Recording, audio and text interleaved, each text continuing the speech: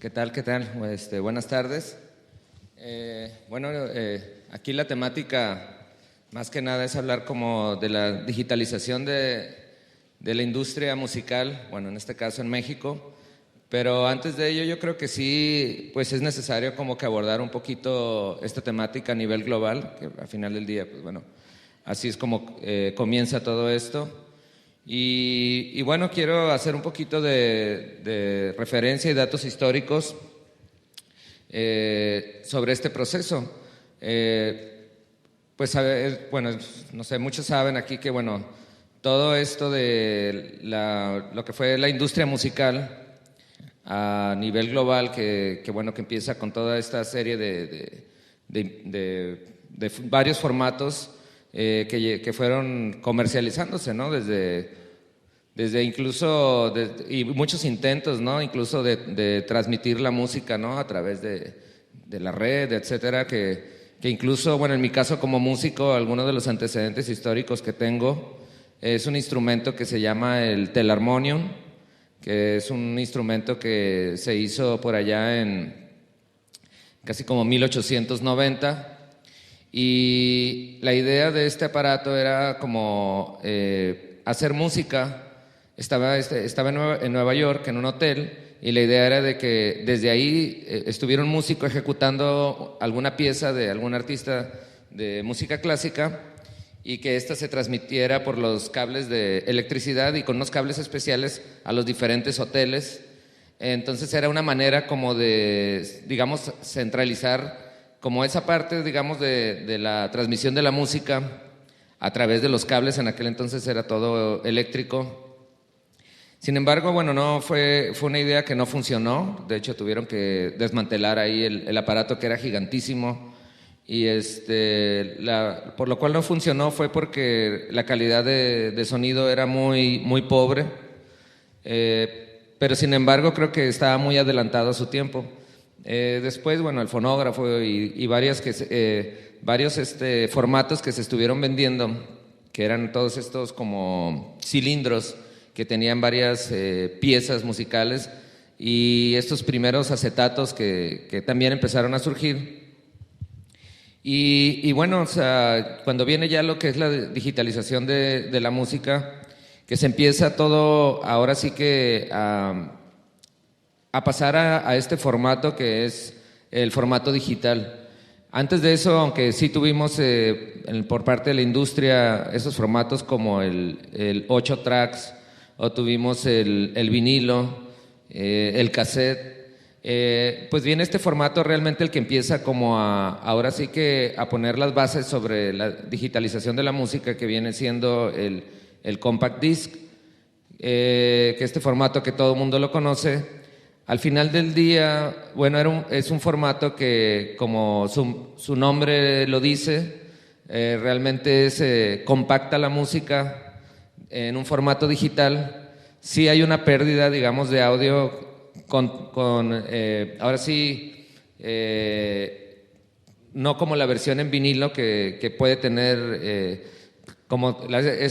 algunas de esas grabaciones en vinilo que tenían, digamos, este formato analógico, este formato en el cual la calidad de audio se podía registrar todas estas frecuencias en audio, y sin embargo ya en disco compacto se pierden algunas frecuencias, pero sin embargo cuando viene el CD, que ahora sí que hace todo un cambio y hace toda una revolución en lo que es la industria de la música, llegando, que fue ahora sí que estos finales de los 80s y 90s, donde la industria musical en el mundo crece y comienza a tener esos ingresos que no se habían visto anteriormente, porque realmente era más económico fabricar un CD que fabricar un LP. Pero sin embargo, a la par, pues bueno, estaban sucediendo otros aspectos que también de una u otra manera ya se venía venir toda esta, digamos, revolución tecnológica con todos estos nuevos, ahora sí que aparatos para poder copiar CDs, que bueno, que a finales de los 80s ya existían realmente esas grabadoras de discos compactos, pero en ese entonces, pues bueno, eran tecnologías muy costosas, ¿no? Estamos hablando de que un grabador de CD en aquel entonces te costaba casi como $30,000. Sin embargo, ya a principios de los 90, pues ya 91, 92 ya estaban costando entre 15 o $20,000. Y ya para lo que era el 95, 96, incluso 97, todo eso así en muy pocos años llega a costar nada, $50. Entonces, eso fue como que el primer paso para que veo yo, más que lo que hemos escuchado mucho sobre este colapso de la industria musical, que aunque fue internacional, pero bueno, fue global, afectó a México también, y que bueno, las compañías pues ellos veían, le echaban la culpa más que nada a la piratería como el factor que realmente llevó al colapso de todas estas grandes compañías, que eran muy pocas compañías en ese entonces. Eran como 6 compañías de las grandes, las que casi todos conocemos, como Warner, BMG, Sony.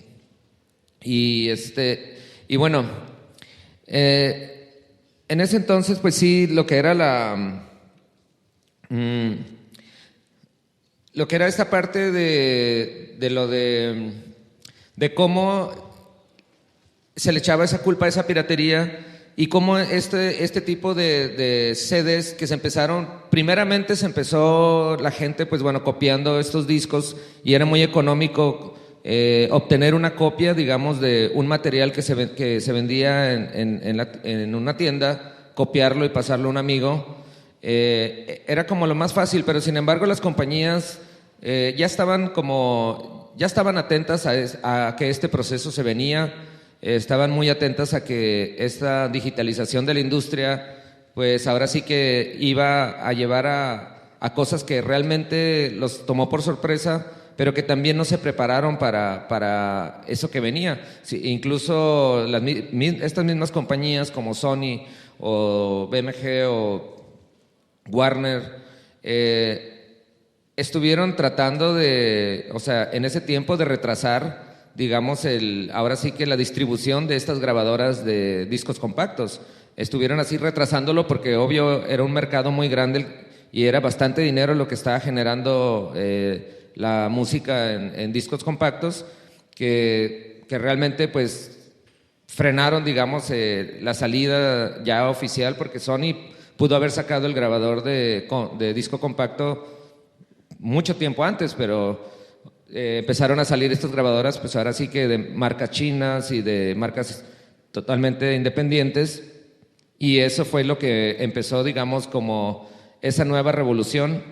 También empezaron estas compañías como lo que se conocían en ese entonces, el CD Now, que bueno, que ya eran esos interfaces en internet,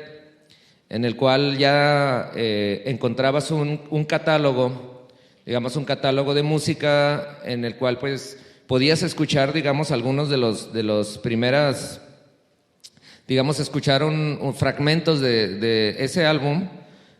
y bueno, si te gustaba este álbum, pues ya lo podías ordenar y te llegaba por correo, ¿no? Te llegaba este disco. Pero sin embargo ahí, bueno, empieza todo este concepto del peer-to-peer, que es ahí donde empieza todo ahora sí que esta revolución, que ahora sí, bueno, empieza todo este intercambio de material, este cambio de material digital entre varios usuarios, porque antes, aunque sí se podía, digamos, de una u otra manera copiar el material original, de hecho, desde cuando estaba el 8-track o estaba el cassette, se podía copiar, y casi siempre las copias eran entre amigos, ¿no? O conocidos, y que estabas copiando cierto material o lo que grababas de la radio. Pero sin embargo ahora con el peer-to-peer, pues ya era ahora sí que realmente se empieza toda esta parte digital a ser como una cuestión colaborativa, ahora sí que intercambio de archivos no solamente entre conocidos, sino también hasta con desconocidos, ¿no? Gente que estaba en otra parte y se estaba, ahora sí que de una u otra manera, compartiendo este tipo de archivos y se salió de un poco, pues no de control, sino creo que es lo que ya venía en paso. Uno de los interfaces que fue ahora sí que clave en esto, pues fue el Napster, porque Napster sí vino ahora sí que a dejarnos ahora sí que una interfaz en el cual nuestros discos duros podían estar disponibles a todos los usuarios que se conectaran y a empezar a compartir toda esta música. Y esto fue lo que empezó primero como la primera semilla y como la primera visión de por dónde iba a ir la industria, ¿no? Que realmente hizo caer las ventas de todas estas compañías grandes, de todas estas compañías que en ese entonces estaban acostumbradas, ahora sí que bueno, a lucrar, yo creo que a lucrar ahora sí que del talento de los músicos y generar unas ganancias exorbitantes, porque en aquel entonces, pues sí, realmente eran como 5 compañías grandes y como con 30, 40 artistas que eran los que más vendían, y otras compañías pequeñas que trataban de copiar, digamos, lo que se estaba generando ahí, pero sin embargo era una cuestión muy, estaba ahora sí que para el músico común, o sea, para la gente que estaba produciendo música, realmente era muy difícil entrar a este mundo de las compañías grandes, porque si bien sí sacaron hubo mucho material muy bueno de música, siempre lo ha habido. Estas compañías se dedicaban buscaban talentos y sí encontraron varios genios que editaron música, pero también mucha basura que también pues que también editaron. Sin embargo, pues era muy difícil, ¿no? Pero ahora con digamos, con todo este intercambio y que también tiene que ver con los cambios tecnológicos en la forma de crear música, porque también la forma o sea, nuevas tecnologías pues te llevan a nueva creación, a nuevas formas de creación para la música. Entonces, ahora sí que a finales de los 80s también estaba este programa que es muy estándar hoy, que es muy común, que es el programa de grabación digital que se llama Pro Tools, que nace y bueno, se vuelve así, era ahora sí que totalmente en software y que también tenía algunas piezas de hardware que ahora sí que podías tener la calidad de un estudio a la altura de Abbey Road en tu casa, en un estudio más pequeño sin gastar los millones de dólares que te pudiera costar un estudio de esa magnitud. Sin embargo,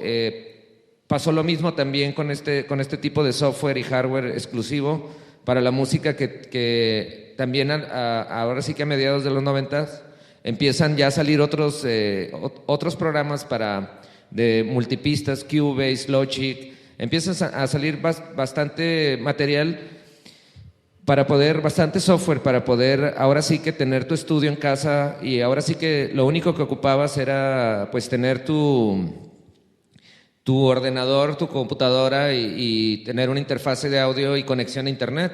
porque ahora sí realmente lo que podías en ese momento grabar con tu software y con una sola computadora, en ese mismo momento ya lo tenías en la red. Y bueno, ahora sí que yéndonos un poquito, ahora sí lo que es la industria en México, bueno, en mi caso muy personal, pues sí me tocó pues vivirlo de primera mano. Yo estuve aquí, pues a mí me tocó cuando realmente eran las compañías grandes, cuando estas compañías realmente tenían esos presupuestos que eran presupuestos exagerados. O sea, recuerdo que sí, que me ofrecieron varias veces grabarme un disco y me ofrecían unas cantidades muy grandes por ello. Y la mayoría de veces, la verdad, rechacé esas ofertas porque también en ese entonces las compañías en México estaban como muy viciadas. Realmente era muy deprimente cómo se manejaban. veía yo la cantidad de dinero que movían, veía la cantidad de dinero que realmente obtenían de ganancias. Yo más o menos ya entendía todo, cómo funcionaba la industria musical. Y recuerdo que hasta recibí como ciertas amenazas de varias compañías de que me iban a vetar de los medios, que porque si no hacía ciertos trabajos o ciertas colaboraciones que me pedían, que iba a quedar bloqueado. A lo mismo que, la verdad, en ese entonces dije, bueno, pues lo único que me queda para poder hacer lo que hago como música y realmente brincarme a esta industria musical en México, pues es hacer mi propia compañía. Y ahora sí que no entrar en esa dinámica y en esos presupuestos, hacerlo con mi propio presupuesto, que ya en ese entonces, aunque era muy pequeño, hicimos una compañía que le llamamos Mil Records, que la idea era que como no había tanto presupuesto era imprimir 1000 discos y que esos 1000 discos se quedaran más que nada como de colección y a quien le tocaron alguno de estos discos, pues bueno, era como ahora sí que un disco único. Y recuerdo que en esos años, en el 99, nosotros ya teníamos, nuestro disco estaba en línea y lo podías bajar, el primer disco de Nortec lo podías bajar gratuito. Esa era una idea que tuve en ese entonces, aunque ya estaban estos peer-to-peer, pero era como, ok, tenemos nuestro disco. Para gente que estaba en otras partes o que estaba en México, no lo tenía, lo podías bajar completo en versión MP3. Y bueno, la industria en México seguía avanzando, seguían vendiendo CDs. Creo que se veía que no les preocupaba porque, bueno, a mí me tocaba estar pues de una u otra manera, aunque tuviera mi compañía independiente, las grandes siempre me pedían, ¿sabes qué? Bueno, te distribuimos el disco de Nortec. Y me hacían la distribución, aunque yo pues tenía ahora sí que el control completo sobre de cómo iba a ser el disco final. Y por eso me vi muy involucrado en esos primeros discos, no solamente en formar ese colectivo que se hizo de cuidar la parte del diseño gráfico, dejárselo a cargo de grandes amigos diseñadores, así como también estar en la parte de la producción del disco. Pero en aquel entonces, pues sí me tocaba de repente estar en BMG o estar en EMI, y en México pues eran edificios gigantes, eran casas así grandísimas que eran con muchos presupuestos muy exagerados. Y también a nosotros recuerdo que pues bueno, el estar ahí pues, aunque sí nos ofrecían varios presupuestos, pero pedían siempre que cambiáramos alguna cosa, ya sea el diseño o algunas canciones, etcétera. Nunca realmente nunca nos gustó la forma como se estaba trabajando y terminamos, ahora sí que por haber dejado nuestro disco ahí en una compañía grande en México, una compañía extranjera también de otra compañía grande que era Island Records, fue quien descubrió el disco de nosotros y fue quien llevó este disco, digamos, ahora sí que a posicionarlo internacionalmente. Y ahora sí que con esos últimos, yo creo que nosotros fuimos de los pocos que nos tocaron esos últimos presupuestos grandes que se daban en esa industria, ¿no? En esa industria que era internacional. Y en México también nos tocaron, así como lo último, ¿no? Donde trabajábamos en ciertos proyectos en los cuales había, ahora sí que había ese tipo de presupuestos. Pero sin embargo ahora con el peer-to-peer y todo esto de que se empieza todo a digitalizar, en México también las compañías empiezan todas a colapsar y tengo, bueno, varios conocidos que vi cómo iban desfilando uno tras otro, saliéndose de estas compañías para migrar a otro mundo, ¿no? A ver cómo poder funcionar en este mundo que está cambiando. Realmente muchos no sabían, otros se fueron por el lado de la promoción. Otros sacaron en la industria en México, sobre todo por lo que hablamos de esta digitalización, que era el empezar a trabajar con estos nuevos artistas que ya de una u otra manera estaban consolidados, trabajar con ese modelo nuevo que le llaman el 360, que más que ser como una compañía, ahora sí que disqueras, es una compañía que se encarga de, como se trabajaban las compañías disqueras anteriormente, de poner un presupuesto enfrente y decir, ok, tenemos un presupuesto de $100,000, pero todas las ganancias que la banda genere, que ya sean de conciertos, de de merchandising, de música digital, todo lo que generen ellos, ya sea licencias, etcétera, la compañía se queda con la mitad. Entonces es un modelo que todavía existe hoy, debido a que, pues que ahora sí realmente la industria musical ya como ahora sí que la industria discográfica, pues ahora sí que ya realmente está en su colapso. Ahorita todavía pues vemos algunos CDs, vemos algunas tiendas que todavía lo venden, pero ya vemos que esto ya está realmente desapareciendo. De hecho, incluso las computadoras de hoy ya ni siquiera traen para disco compacto. O sea, a mí me pasa a veces que me regalan algún CD para escuchar y pues ya ni siquiera tengo CD. Mejor ya lo busco en línea y lo bajo. Y lo puedo bajar gratis también. Entonces, lo puedes bajar de cualquier parte gratis. Y bueno, esto es lo que ha hecho que haya cambiado. Han cambiado muchas cosas. Hemos visto que en México, como todas estas grandes tiendas de discos, mix-ups, ¿no?, que eran gigantísimas, pues han desaparecido y cada vez están desapareciendo. Y ha habido también un resurgimiento en México, dado que también, lo que también es un poco, bueno, realmente es emocionante esto que está pasando con la cuestión digital, porque son muchas las posibilidades, sobre todo hoy tenemos la oportunidad de tener ahora sí que tiene su lado malo y su lado bueno, de tener a disposición en una computadora el acceso a muchísima música que no se podía tener eso hace unos 30, 40 años, pero desde que viene todo esto, desde hace 20 años empieza una revolución a pasos gigantes, en el cual ahora es tanta la música y realmente incluso nosotros mismos, aunque seamos, por más melómanos que seamos, realmente es tanta la música que no la podemos ya escuchar, y nos estamos ahora en este momento enfrentando a un problema muy grande también, que es la abundancia de música, que es tanta la música que ya no puede, o sea, que ya la mayoría han estado optando por decir, bueno, pues yo me quedo mejor con estos grupos que ya conozco, o con este estilo, o con este tipo de compañía,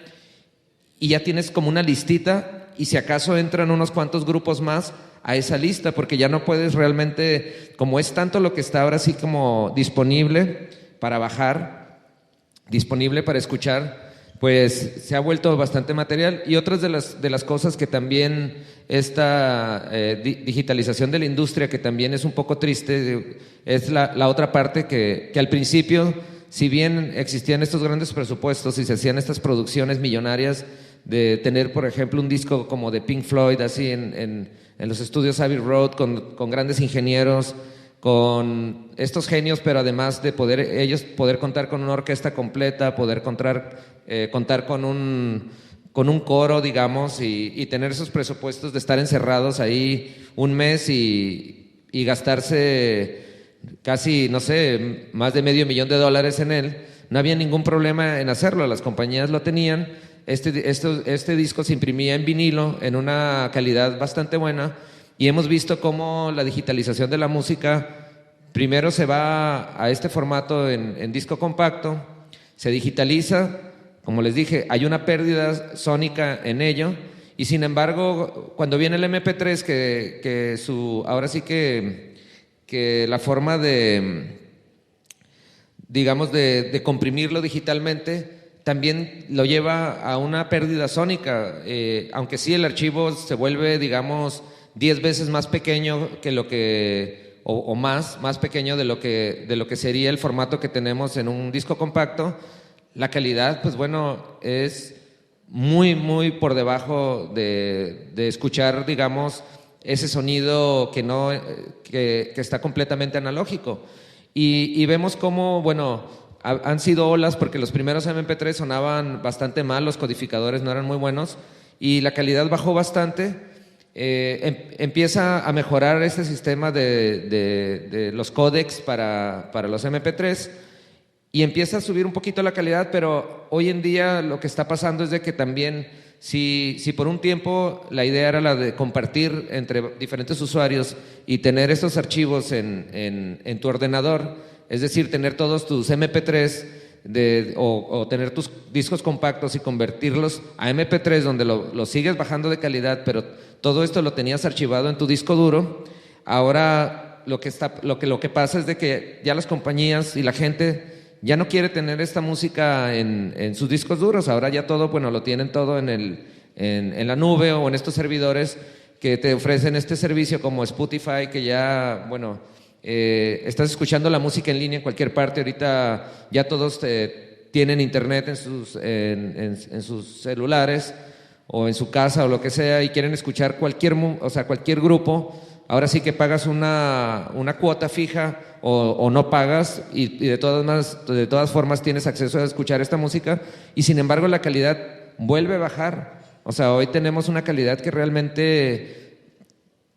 o sea, es bastante pésima. Es como en aquellos días de cuando estaba el disco de vinilo, que escuchabas a tu grupo favorito en una estación de radio AM,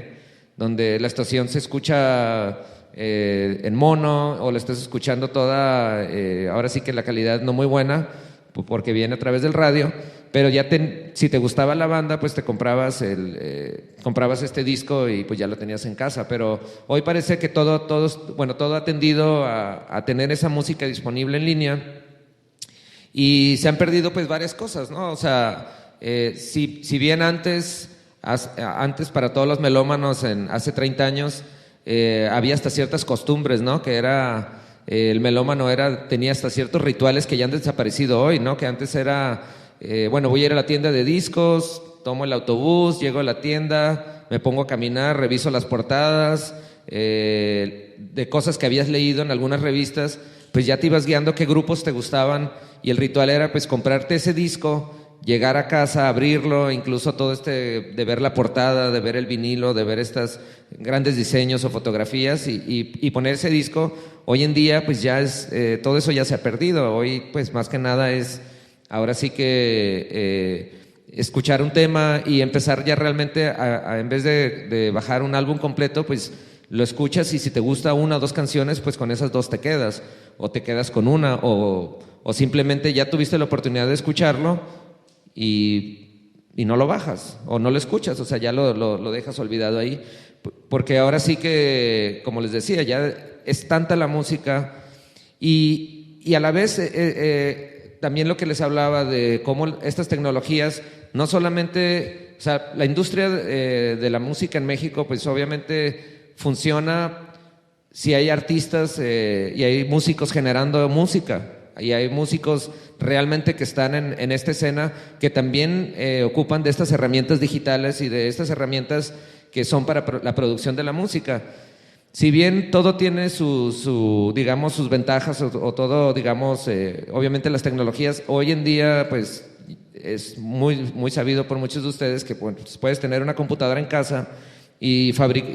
crear, digamos, un material musical bastante bueno o bastante creativo, y en ese momento ya puede estar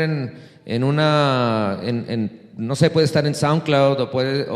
o puede estar ya puesto en la red, o incluso hasta hacer su propia compañía e incluso obtenerlo en el mismo iTunes sin ningún problema.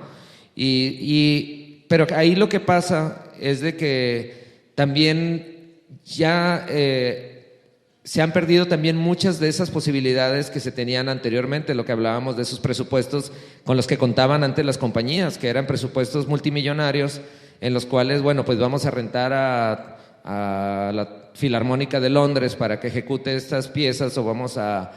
traer a estos cantantes y percusionistas de África, o vamos a tener a este director de orquesta para que haga los arreglos de cierto disco.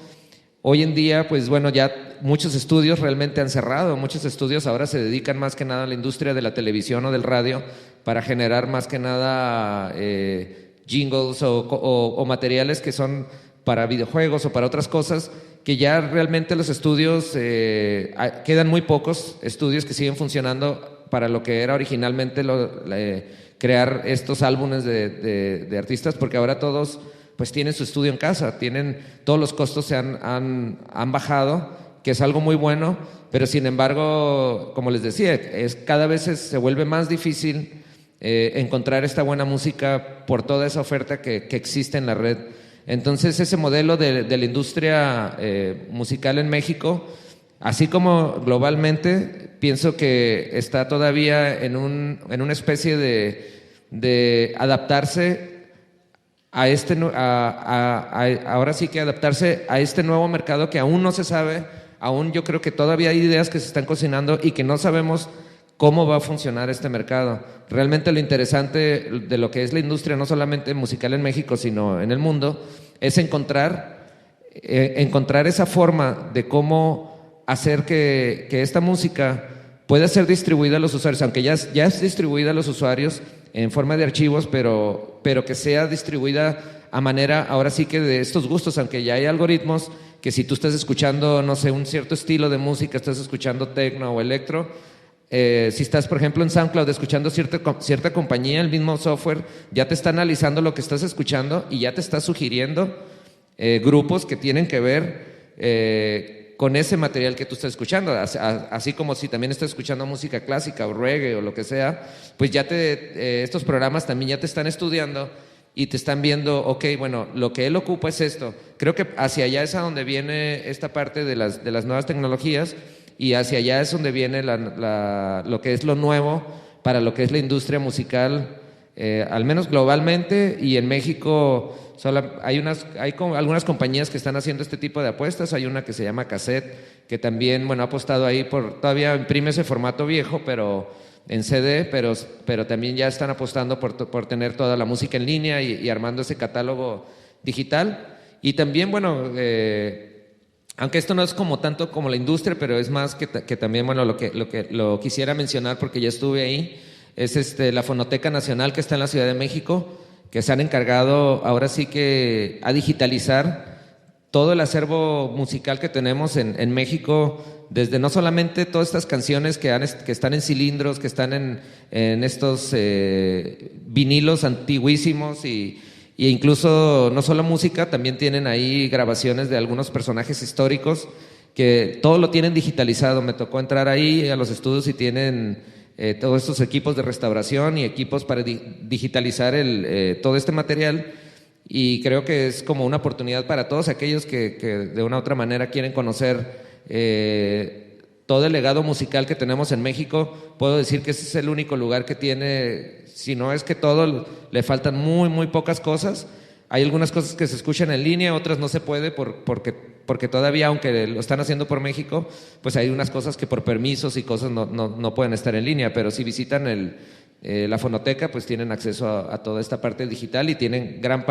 parte de lo que fue la industria de la música en México. No sé si tengan algunas preguntas.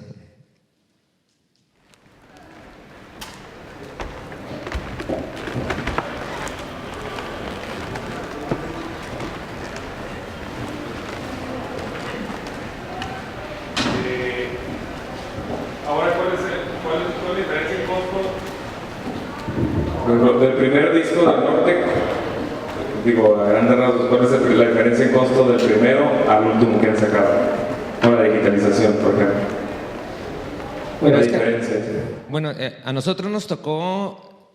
1999, que pues bueno, era la fecha ahora sí que cuando estaba Napster. Y en aquel entonces fabricar un CD que nosotros lo hicimos, o sea, porque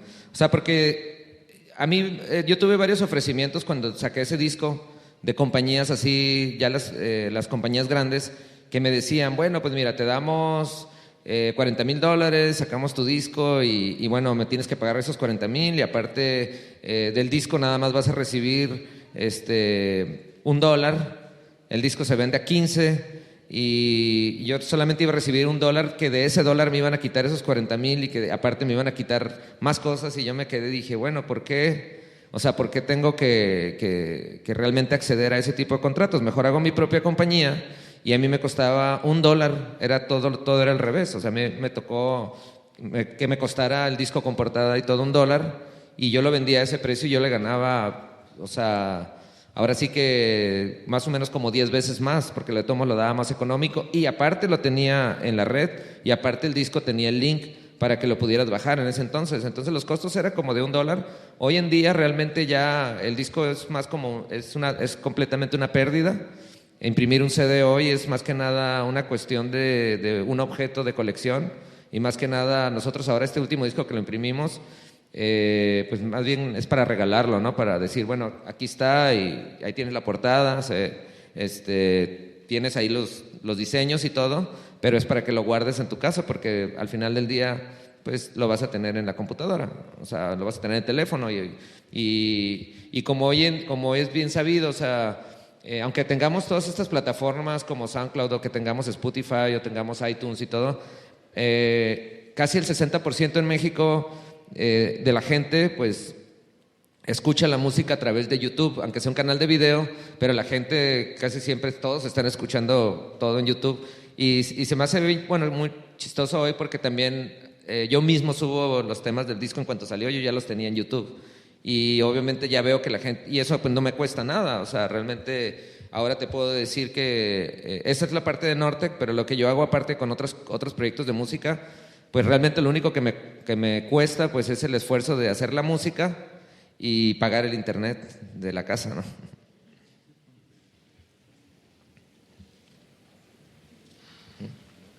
¿Ah?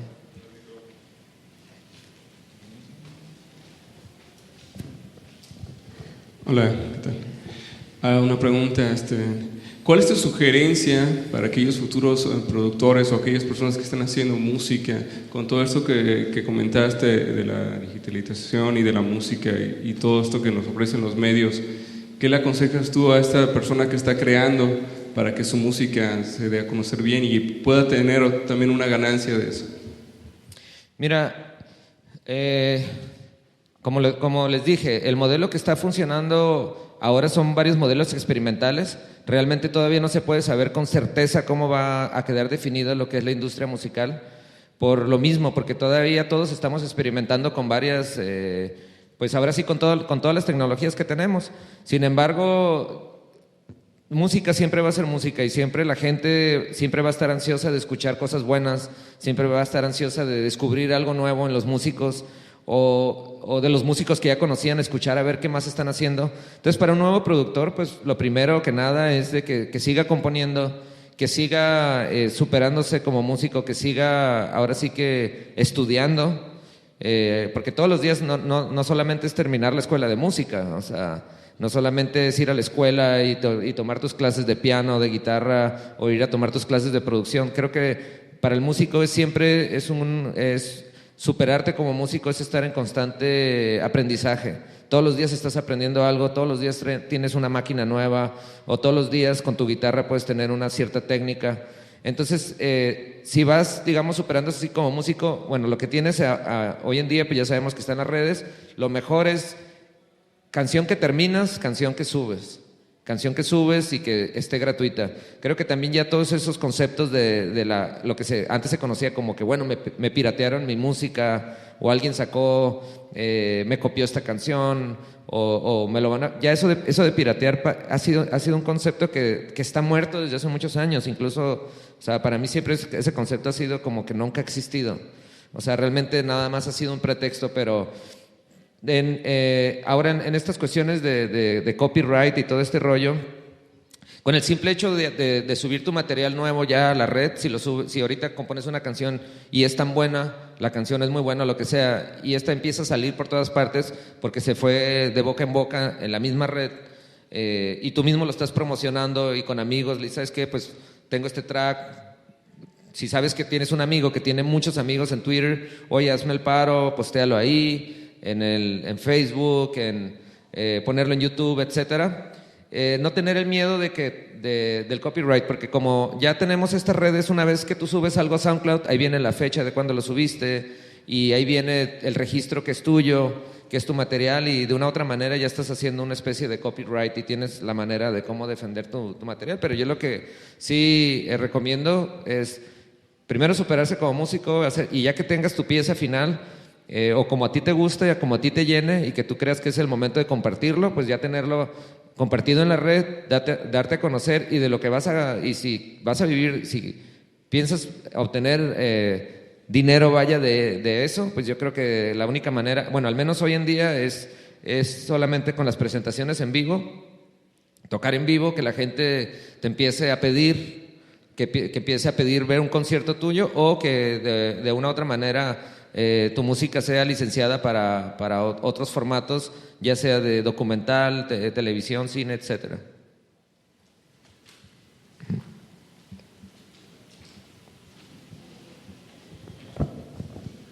Bueno, pues aprovecho para saludarte y preguntarte cómo te fue en Londres, ahora que fuiste recientemente con Nortec, y más o menos en cuánto está la presentación de Nortec para un concierto, en caso de que nos interese contratarlos. Bueno, eso está...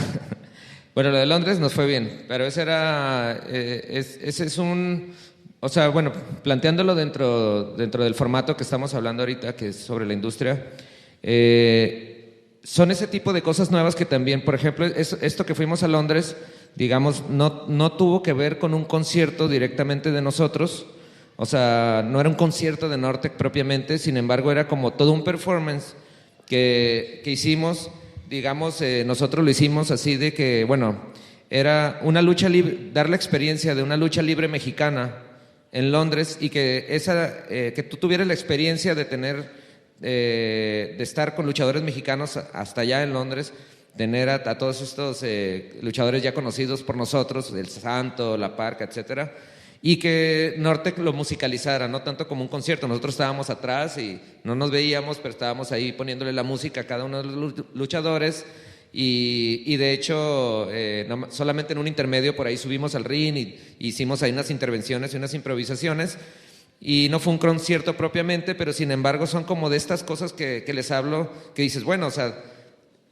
nosotros hacemos nuestra música, la tenemos en casa, pero tenemos esto de Londres, que es como un performance que nos permite a nosotros de una u otra manera tener un ingreso de ello, porque ya estamos involucrando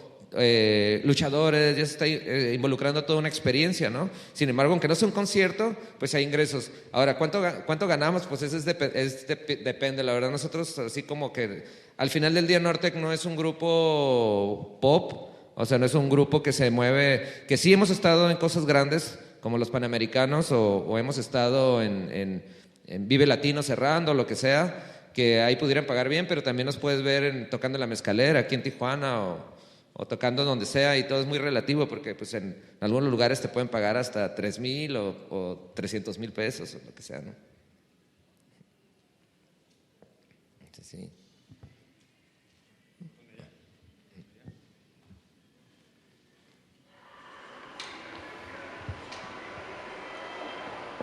Buenas tardes. Antes que nada, no tiene que ver mucho con el tema de hoy, que es la digitalización de la música, pero uno como productor siempre, antes que nada, yo admiro mucho el proyecto de Nortec, ¿no? Y el live de Nortec, porque es mucho performance, todos los plugins que meten, ¿okay? Pero ¿qué software usas tú en lo personal para la producción de música? ¿O qué software usas? Pues mira, para la producción de música utilizo el Pro Tools. Desde que salió, bueno, he utilizado Logic, he utilizado Cubase,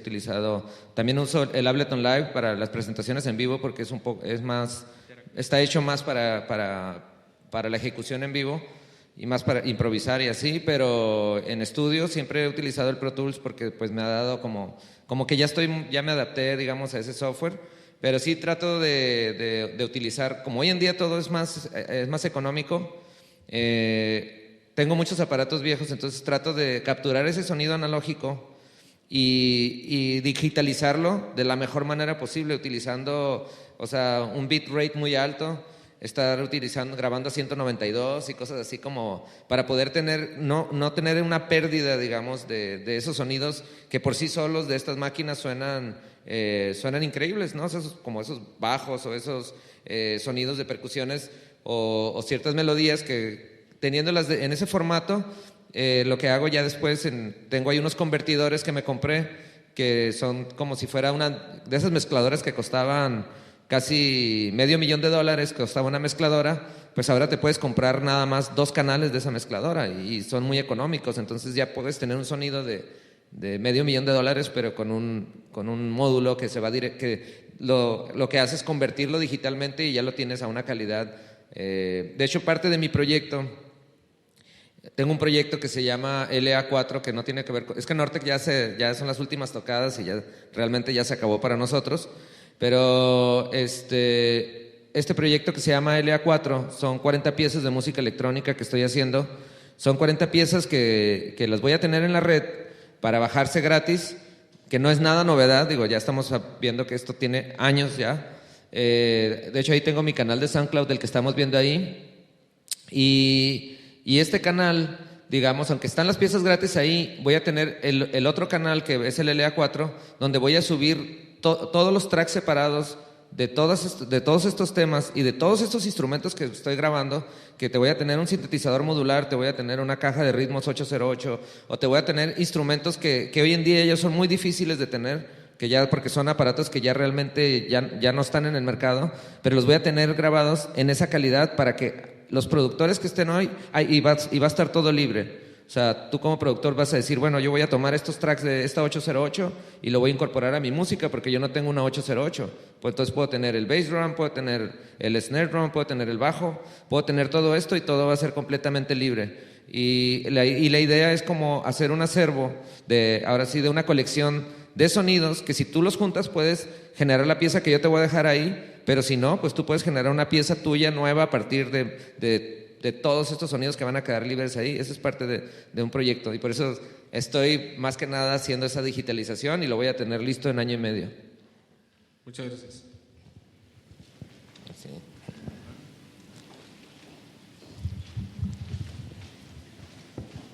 Siguiendo con el tema de digitalización, por ejemplo, ¿a ustedes sí les tocó esa transición bien hecha de digamos, del disco? En esa época, por ejemplo, que estaba lo de la avanzada regia y algunas bandas, ¿no?, de rock que empezaron a pegar todavía mucho más que el pop y que estaban en el disco compacto, pero que muchas de esas bandas, o casi el 90%, no lograron hacer ese cambio digital. O sea, sacaron su disco compacto y se metieron muy tarde a las redes sociales. Y te encuentras a Cooperativo Nortec, que cuando una banda de esa época, que fue todavía un boom mucho más fuerte, hoy por hoy en redes sociales tiene 100,000 personas, ustedes tienen 400,000, una cosa así, ¿no? Entonces, ¿cuál fue el éxito de poder haber saltado eso? Porque yo creo que gran parte de que siga Nortec rondando en la cabeza de todos son las redes sociales. Pues mira, yo creo que parte de eso tiene que ver con el prejuicio que a veces se tiene y la actitud. Porque, por ejemplo, nosotros cuando sacamos el primer disco de Nortec, aunque sabíamos que solamente íbamos a imprimir 1,000 discos con esa primera compañía y que no teníamos ninguna otra compañía disquera y que sabíamos que las compañías disqueras en ese momento y que estaba la avanzada regia, como tú dices, y estaban todas estas compañías con grandes presupuestos aún en esos años. Yo recuerdo que, bueno, en ese entonces MTV todavía seguía poniendo música y me acuerdo que tenían un programa, Ozono, que era el programa de música electrónica con esta chica argentina que se llama Ruth. Y me acuerdo que nosotros subimos nuestra música a la red, como les había comentado, y lo subimos gratis. Y de ser un grupo desconocido, un grupo nada más de unos locales de Tijuana, sale esta chica en Argentina y sale en su programa de Ozono y dice, bueno, aquí tenemos a un grupo que se llama Nortec, que son de Tijuana. Y me acuerdo que tenía una página que teníamos nosotros que en aquel entonces era así como www.geocities.com.broadway.quinta. No sé, era súper larguísimo. Y fue muy chistoso que ella pone esa página y entonces dice aquí, dice, este grupo no tenemos ningún video de ellos en MTV, pero aquí están sus canciones y aquí las pueden bajar y ellos las tienen gratis. Y ese comentario que hizo a nosotros sí nos dio ese empujón, o sea, digamos como Nortec, de repente de estar aquí tocando a de repente ya ser más conocidos, digamos, a nivel Latinoamérica, porque ese mismo año fuimos a tocar a Argentina y ya estábamos tocando en México también en varios festivales y clubs. Y de hecho aquí Alejandro también me llevó a las primeras tocadas de Fusible y me quedé a dormir ahí en su casa, y bueno, con la abuelita. Y, bueno, ahí comiendo ahí en su casa, no muy rico, todo bien, ¿eh? Pero a él le tocó como desde un principio era así, pues no eran ni los hoteles ni nada, era vamos a hacer la tocada y que se hiciera, ¿no? Pero sin embargo, eso que te digo de la actitud, en el caso de nosotros, yo recuerdo que muchas, por ejemplo, compañías disqueras en México me decían, no, pues nos acabamos de enterar que subiste el disco en línea y que está gratis, no, ya no te puedo firmar. Y yo, bueno, pues no quería que me firmaras, pero, o sea, como que de repente sacaban ese tipo de cosas. Y amigos que también, muy buenos músicos, algunos les ha ido bien y otros ya desaparecieron, otros ya no están, pues ya realmente pues están trabajando de otras cosas. En ese entonces, pues nos tiraban de locos, ¿no? Como, no, pues porque lo tienen gratis ahí, que lo van a piratear, que ya lo tienen en el chopo, que ya, que su disco ya no, o sea, ya no tiene valor. Entonces, había como ese tipo de prejuicio de que el hecho de tenerlo gratis te lo iban a piratear y estabas perdiendo. Entonces los músicos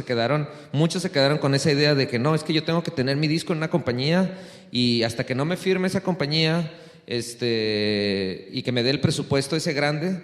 entonces ya van a tener un negocio entonces no se animaron, digamos, como a dar ese paso. Y me tocó ver muchos grupos que muchos, te digo, ya desaparecieron, y otros, como en el caso de Zoe, que ya es una banda que han estado luchando, porque yo trabajé con ellos y les hice una mezcla por allá en el 98 o algo así, y recuerdo que duraron congelados un rato porque las compañías grandes también los tenían así atorados. Y sin embargo a veces yo una vez por ahí les comenté de que bueno, pues la onda es subirlo a la red, y sí les daba como mucho miedo. Tardaron mucho, pero sin embargo él es de los pocos casos que veo que ahora,